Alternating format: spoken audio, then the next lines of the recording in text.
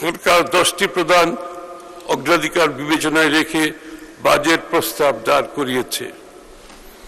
এই 10টি প্রস্তাবগুলো আমি পড়ে শোনাচ্ছি মাননীয় স্পিকার। 1, সবার জন্য উন্নয়ন।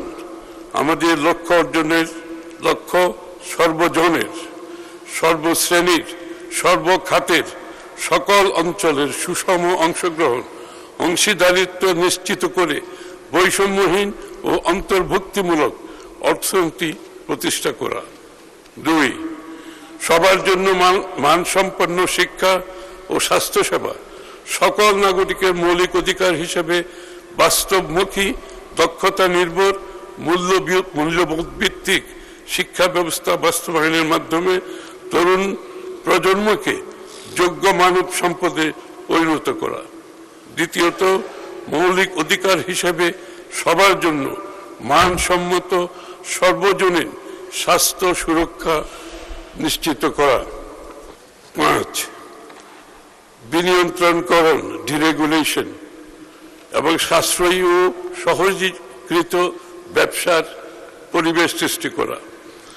বিনিয়ন্ত্রণের মাধ্যমে সরকারি কাজে বিলম্ব ও অপ্রয়োজনীয় ধাপ পরিহার করে একটি স্বচ্ছ, সহজ ও সাশ্রয়ী ব্যবসা সহায়ক পরিবেশ গড়ে তোলা এবং খাল খনন কর্মসূচি পুনরায় শুরু করার মাধ্যমে একটি টেকসই,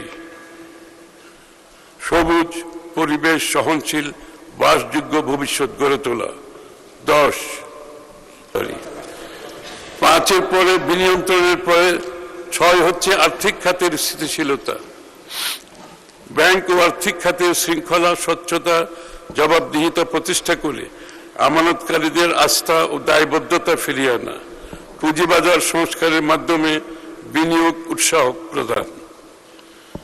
7, জ্বালানি নিরাপত্তা, উৎপাদনশীল কর্মকাণ্ডের ধারাবাহিকতা নিশ্চিত করতে বিদ্যুৎ ও জ্বালানি নিরবিচ্ছিন্ন সরবরাহ নিশ্চিতের পাশাপাশি সাশ্রয়ী, নির্ভরযোগ্য, পরিবেশ বান্ধব বিদ্যুৎ জ্বালানি ব্যবস্থা গড়ে তুলতে আত্মনির্ভরশীল জ্বালানি নিরাপত্তা গড়ে তোলা।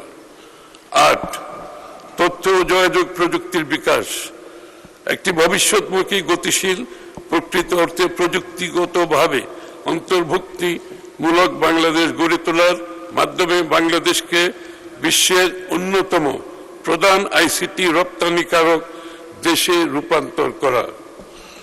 9, প্রাণ, প্রকৃতি, পরিবেশ ও পানি সম্পদ ব্যবস্থাপনা,